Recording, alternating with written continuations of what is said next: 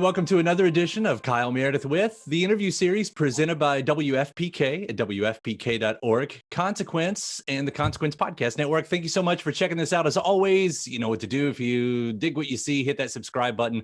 I put out 3 new interviews every single week, and it's a great way to keep up with all of your favorite artists. And I am so excited today to be talking to Michelle from Japanese Breakfast, who's back with many things. Hi, how are you? I'm doing good.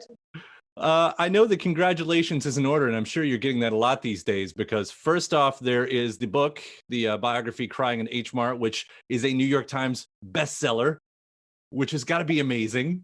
It is amazing. It's the first thing that's like attached to my name forever that I've accomplished. So that feels really good. Yeah, that's a great thing to have there.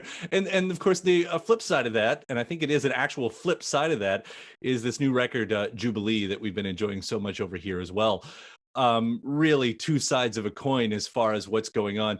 I do want to say I had hoped by the time we did this interview that I was going to be completely through the book and I was going to know what happened at the end, and life got in the way and I turned to the audiobook instead, and I'm now about halfway through that. I want to compliment you there. Your reading of this book is so gripping. I think that's the word to use.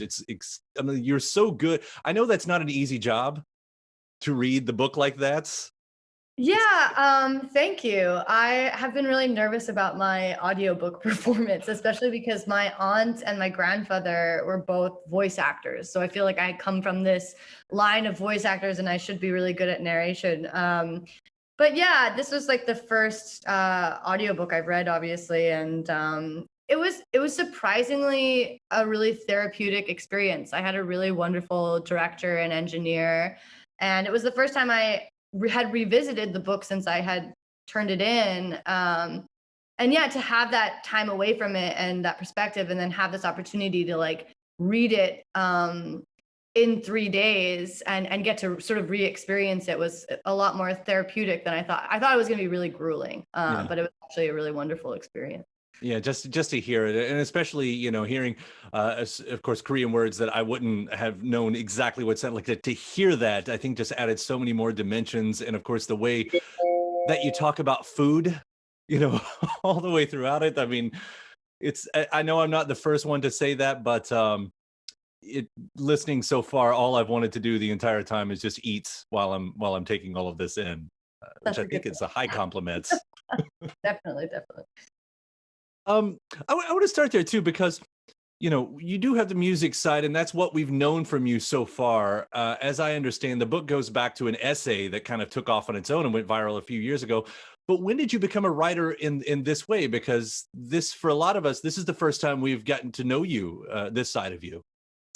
I think in a way I would have considered myself a writer before a musician. I think the reason why I got into music in the first place was probably because I had this desire to write and tell narrative in it, and it just went along with music very well. But I was, when I was in middle school, I knew I wanted to be some type of writer, and I thought that was the only logical way to pursue that was through journalism. And so middle school and high school, I was interested in journalism, and when I went to college, I quickly realized I wasn't actually interested in journalism. I was interested in creative writing. So I was a creative writing major, and I learned very much how to write in college, but I had never really written nonfiction until after my mom passed away, and I just felt this real sense of urgency to tell this sort of story, and that was I wrote the first essay in 2016. It was actually a similar essay that was published in Glamour magazine, and yeah, it really just like took off from there. It was like a long, slow burn of a process of putting this book together. I don't know. It would feel the same regardless, but to have basically your life story already laid out. I say this, and most, of course, biographies of musicians would come, when you're in your 60s or 70s, but the only part anybody ever cares about is those first early days anyway, as the joke goes. And that's already laid out for you. Like, yeah, I mean, I think that memoir can be so much. I mean, it's really important to me that people understand that it's not a book about like how I came to be Japanese Breakfast.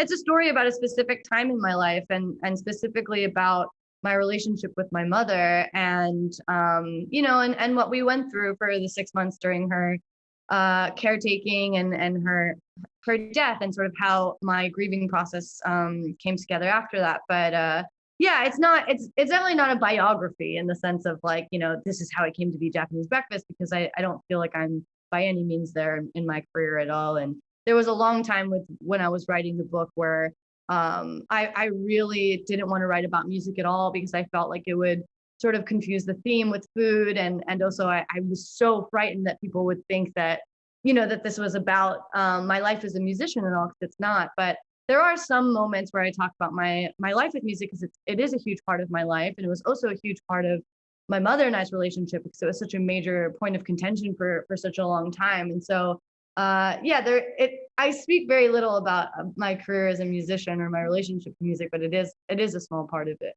Yeah, it's interesting that one of the parts that you do point out is to say that you didn't grow up exactly with your parents saying, listen to all this music. Like you tell the story, like your friends, they had the older brother, the cool parents and everything. You didn't really have that. Where do you attribute then to that coming from for you? Where did that, knowledge of music and where it starts hitting you, where did that part come from?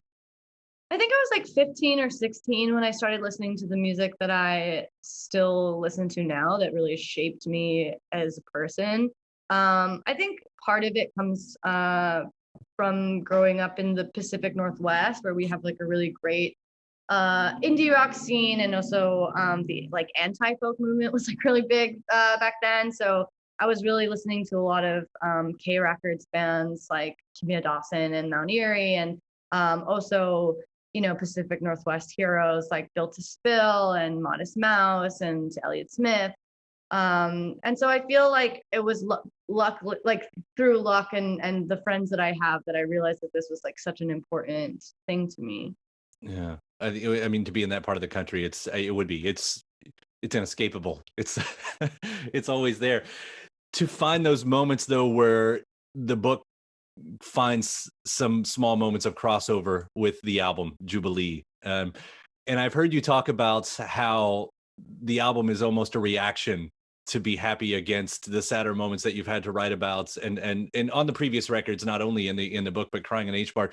So you get this bright, very fun record. But we start off with it's Paprika, right? I mean, that's the kickoff. So do you find that you did want to intertwine them to some degree?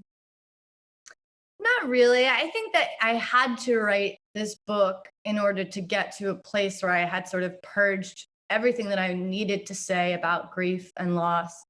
And that sort of made me want to kind of run to the other side of the spectrum of human experience and explore something really surprising and unexpected. I think I needed to sort of write the two albums before and this book about that in order to kind of move on and sort of start this new chapter for myself. Yeah, and hearing about the way you do that, I mean, not just with your own life, but everything that was happening in the world in the past few years, as you're writing this record, I mean, the need for brightness. I guess what I'm asking is, does this feel like an album of rebellion in a way? Because a lot of the art we're getting right now is, of course, reflective of what they were seeing. This seems to be like, fuck that. I'm going the other direction. Well, I think that there was like some stuff that I wanted to fuck with. Like, I think part of it was like I feel like my narrative is very much like grief girl. And I wanted to show that I was so much more than that. And I could write about something joyful and exuberant and full of feeling. And I also think that there is a sort of like sad girl indie stereotype that I also like wanted to fuck with. And yeah, I think that like writing an album about joy is just like not something that's super expected or in line with the narrative. Especially not these days, as I'm saying. That's, I think, one of the most refreshing things about it. Yeah, this album was put together before the pandemic, but I do feel like it comes at a good time, at least in the US, where it feels like, we're all really aware that joy is a really precious, rare commodity that like needs to be carved out and fought for and protected. And I think that that's very much in line with what the album is about. Yeah. And so naturally, we are able to recall some eras in this. There is an 80s vibe to some of the songs. I even found that there was a 50s vibe. I wish I'd written down the song, but there's this, what is the song? Because there's a guitar. There's a guitar, yeah. There's like a In 50s guitar. Kokomo, maybe the third track. Yeah, that's it. That's it. Yeah. I do Yeah. think that it has like kind of, I guess, like a classic, almost like late 50s, early 60s feel. Maybe largely because I was taking a lot of I was taking guitar lessons for the first time because I wanted to like up my chops a little bit, and I felt like I had sort of plateaued musically. And of course, when you take guitar lessons, your instructor will frequently make you learn just like a bunch of Beatles songs. And so yeah, I was like incorporating a lot more interesting sort of chord changes and like you know, that song has a lot of minor fourths, which is like a big Beatles, minor fourth chords, which is like a big Beatles move. And so I feel like that might have something to do with a sort of like timelessness of that type of song, or it just sounds like very classic in a way. And I think also from Soft Sounds, like working with Craig Hendricks, who is our live drummer and also has produced this record and the last record with me, that's like his bread and butter, like making that type of sound is like, and I think that's something that we did with Till Death and Boyish. And I feel like songs like Tactics and Kokomo on this new album also have that kind of feel. Because he has just like such a great sense of, I don't know, like what makes that music really beautiful, both like in drums and harmony. And yeah, I think that there are a lot of songs on this record that have that kind of classic feel also. And Kokomo, I mean, a very small place, just about, I think, 2.5 hours up the road from here, maybe 3. It's Oh, really? That's yeah, so yeah. We wrote that song is about like a small town boy saying goodbye to like his girlfriend, his high school sweetheart, who's like going on a foreign exchange program to Australia. And I just thought it was like a really sweet kind of like small town story. And like wouldn't it be nice in a sense where like you know that someone that this isn't forever and that like you can just be generous with someone and let them go off and show off to the world like all the parts that you fell so hard for. And my producer was like, you know, oh, it's like Evan from from our label in Bloomington, Indiana. And so I was like, it is like Evan. And so I texted him and I was like, you know, I think I basically wrote a fan fiction about your teenage years in small town in Indiana and Bloomington. And he's like, I didn't grow up in Bloomington. I grew up in Kokomo. And I was like, that's even better. That's like the title of the song. I love that. And of course, Bloomington's even closer. That's so great.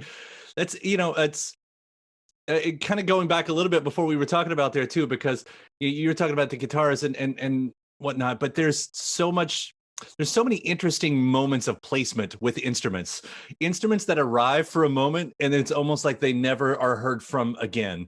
You know, you've got a violin here, you've got a saxophone there, and of course the saxophone does put me back in that late 50s era once again, even when it's coming through in a very 80s sounding song.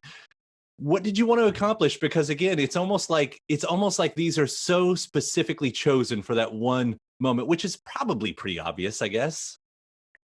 Yeah, I mean, I think that we just wanted to be really ambitious. And like part of that came from, you know, it being a third record and wanting to like go really theatrical and ambitious with the third album and just like have these huge arrangements. And also part of it came from like getting to meet all these like exceptional musicians on tour for the last 3 years that have joined us for a few performances. Adam Schatz is the saxophone player who has this amazing band called Landlady, and we've become really good friends. And I knew that whenever we wanted to incorporate that type of instrument, that he would do, whenever we wanted to incorporate saxophone, that he would do like such an exceptional job. And then Molly Germer plays violin and also comes with this like great, you know, network of string players. And so I think I just had the confidence for the first time to start expanding my palette a little bit and just like using like all of the instruments however I wanted to. And that kind of thing is so much easier now that you have, I guess, like software to get to hear what that would be like. And so I just think that we wanted to push ourselves and everything was available to us and we used it when it felt right, I guess. Yeah. There's a part in the middle of the record where it suddenly turns into Blade Runner, the score for Blade Runner, which is just amazing. I do Yeah, love it. yeah. That's funny. That's great. I love that. Yeah. And even before that, I mean, Blade Runner. yeah. Even before that, I know you work with Jack Tatum, and I think, I mean, this guy lives and breathes the 80s. It's hard not to do an interview with him without bringing that up. And I always feel bad every time I do because I'm like, that's what everybody talks to you about. But the dude knows that era so well to go in there. I don't know. I do love the sounds that you're pulling off on this record. It's really hitting, kind of my prime spot. I want to bring up that track too with Be Sweet a little bit because there's a line, and I think there's a couple lines. I want to believe in something. And I guess that goes back to what we're feeling. That's what I'm feeling today. I'm projecting a little bit here. Yeah. Because that is one of those moments like, do we take that moment out of whatever personal context and apply that to the bigger picture of what's going on? Because we're to that point after 4 years of whateverness, like I need to believe in something. Yeah, I mean, I think that's what you hope to accomplish in music in general. You can find something that feels really personal to you, and but it feels so broad that it can encapsulate many different types of experiences, and it is whatever you need it to be in that moment, And I think for a lot of people, that's definitely something that we all want to feel, especially right now. We want to believe that, we're in this place where things are turning a corner. I want to believe that things are going to get better. I want to believe that we'll have this like year of release. And yeah, I think that can mean so many things for so many people. I think that's like what you set out to do as a musician. Yeah. Is there any relation to the "Be Sweet to Me" line that's followed later by "Be Good to Me" in the slide tackle? Yeah, I think that's just a thought that like occupies my mind often, is just like, please just be nice to me. Yeah, I think like for Be Sweet, I kind of like take on a little bit of a character, and it's sort of more pointed at like a person, whereas Slide Tackle feels really pointed at my brain. Like I think that song is very much about struggling with your brain to feel good. Yeah. Well, then later on, then "Posing in Bondage." Nothing's lonelier than 1 a.m. in a grocery store. See, we listen to sad songs when we're sad. We lean into that. What is it about a grocery store in the middle of the night? Because I completely relate to what you're talking about right there, what you've said about that song. And I think you're going to the music video a little bit right, with what we're getting at there, right? Yes, yeah, the music video is set in a grocery store at 1 a.m. Yeah. What is it about that? Why? Why do we know it's so lonely in there? Why do I like hanging out at a gas station, in the middle of the night when no one's around and just those odd fluorescent lights? Like, what's going on there? I think for me, the song Posing in Bondage is about like emotional neediness or unrequited desire. And the song itself is so full of longing. It's like very taut and almost like bondage. And I love this image of like this woman waiting in bondage for a person that never comes home. And so when I conceptualize this music video, it has this sort of like industrial, tense feeling to it in this way that I was really inspired by the Bjork song All Is Full of Love, that also has that kind of feeling. It's like the slow burn, like kind of industrial feel. And that's maybe one of my favorite music videos of all time, is Chris Cunningham's music video for All Is Full of Love. And it has this sort of like, it's the one with the robots falling in love, and it's very white and sterile looking.